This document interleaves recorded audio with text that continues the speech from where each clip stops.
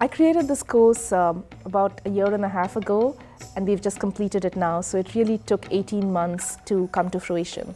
And the reason I created this course is because I grew up in India and came here to get my PhD, and grew up looking at the diversity of the country and the really huge disparities between the haves and the have-nots. I realized a couple of years ago that you really can bring the power of business to bear on this problem, and in some sense help to eradicate these disparities and try to increase the income levels of people living at the real base of the pyramid.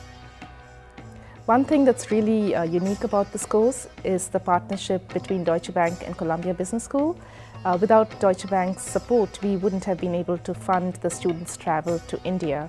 And I think that element was really integral to the course and really made a huge difference to students' learning experience.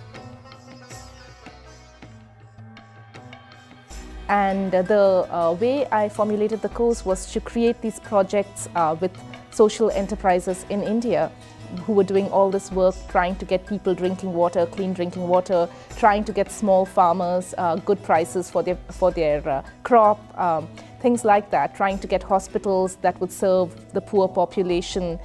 In the case of the project we worked on, a maternity hospital. So all of these are really worthwhile projects, and my goal was to have these MBA students work on these projects and come up with marketing plans that would really help these organizations move forward and scale up and really achieve their ultimate goals of helping people at the base of the pyramid. 3 teams worked with the LifeSpring hospital. I'm Tricia Morente. I head marketing and strategy at LifeSpring Hospitals. We had 3 teams of MBA students who worked with LifeSpring. They came to Hyderabad during their spring break, so they were with us at LifeSpring for 1 week, and during that time they interviewed a lot of our staff, of course visited our facilities, but then also spoke with a lot of our competitors, our customers, our potential customers. Through that interaction, they were able to develop a really great set of recommendations for LifeSpring, and I was able to meet with them in person for the final product. What I really liked about the project was how professional it was, and so it really was presented like a consultant team would present to a client, which is really what the course was all about. So as we scale and expand and re-examine the best ways of doing so, we're really going to use the recommendations that the MBA students presented today. The SWEET team, so-called because it's about getting water to everyone. So the SWEET team worked to help rural villagers understand the benefits of buying clean drinking water. So to do that, they first tried to understand the barriers or obstacles to adoption of clean drinking water. We visited a number of water plants in every village we went to, just to see the difference in the dynamics of the plant manager and how the plants were run and how they did the money collection or delivery or all different things, and spoke to the plant managers about what they saw as the challenges in their villages. Even something like drinking water, which we think is so incredibly crucial, is kind of a luxury for some people, for most people actually, in the bottom of the pyramid. So it really kind of changed the way that we were thinking about marketing this product in the end.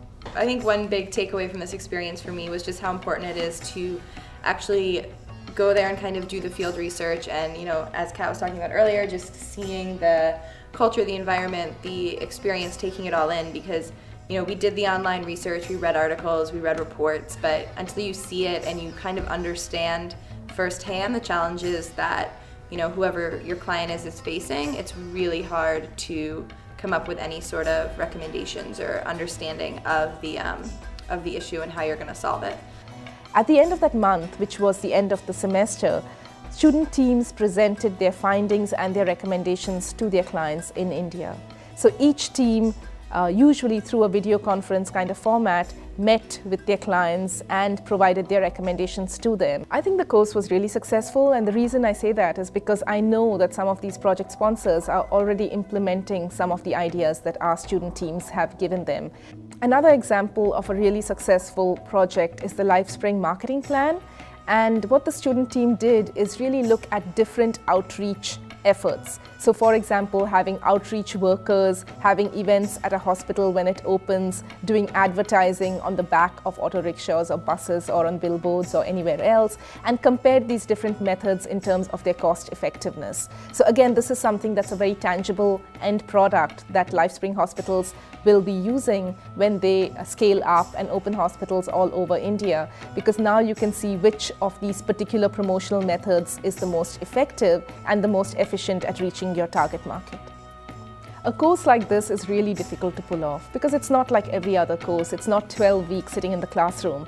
What it really takes for a consulting course to be successful is for student teams to travel, meet with their clients, meet with their customers, and meet with competitors and really understand the context. So what it takes is to have a partner who's willing to support the course and help students to get that full experience that they can then reflect in their recommendations and in their projects. And without the support of Deutsche Bank, we wouldn't have been able to do that.